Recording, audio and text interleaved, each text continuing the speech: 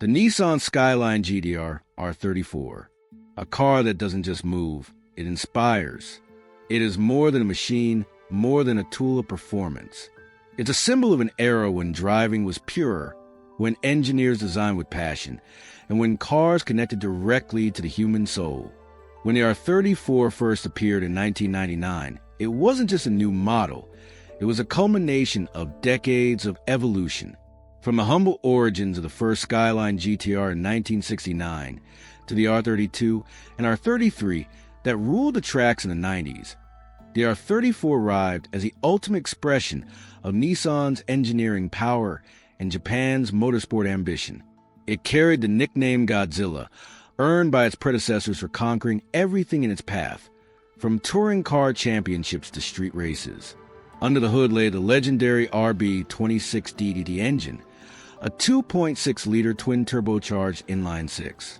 Every unit was hand-assembled, crafted with the kind of precision that made it nearly bulletproof.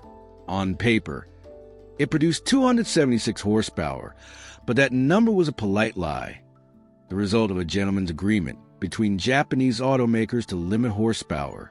In reality, most cars made well over 320 horsepower stock, and tuners quickly discovered it could safely reach 600, even 1,000 horsepower with the right setup. The RB26 was overbuilt, over-engineered, and unmatched, one of the greatest engines of all time. But power alone didn't make the R34 great.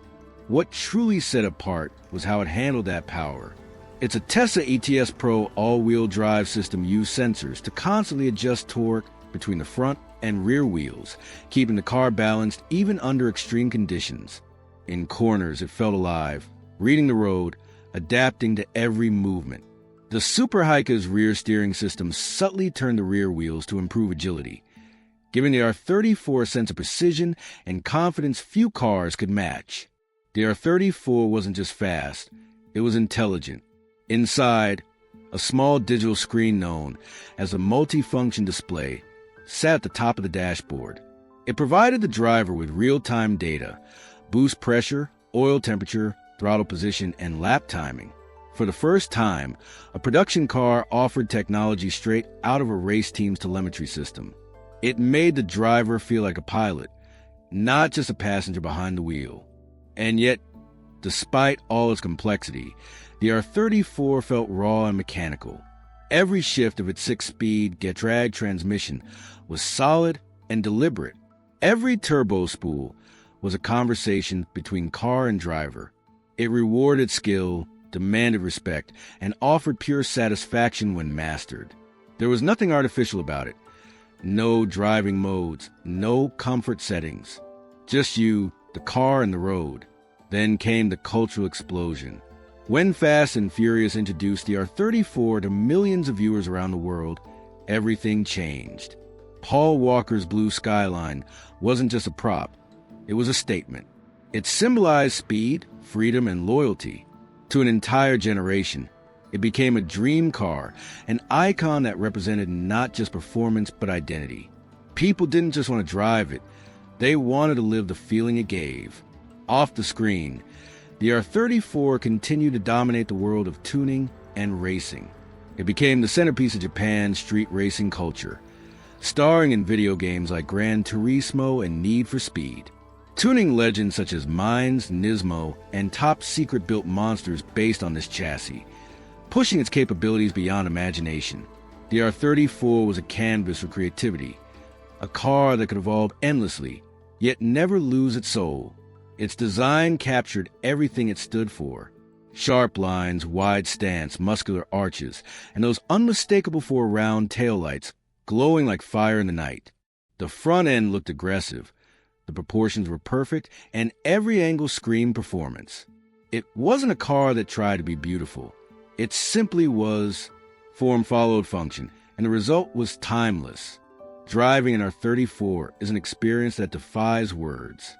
The turbos whistle as they build pressure. You feel the front tires gripping, the rear tires pushing, the chassis working with you as if it's alive. The steering is heavy but communicative, the suspension firm but balanced. It doesn't isolate you, it involves you. It's the kind of driving that makes your pulse race and your mind focus completely. Today, more than 2 decades later, the R34 remains one of the most desired cars on Earth. Collectors pay fortunes for pristine examples, while enthusiasts build their own tributes in garages around the world. In some countries, import restrictions made it forbidden for years, and that only made it more legendary. When the first R34S finally became legal to import, fans celebrated as if an old hero had returned home.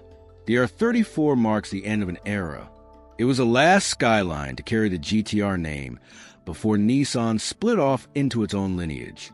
It was analog in a digital world, a perfect blend of mechanical purity and technological brilliance.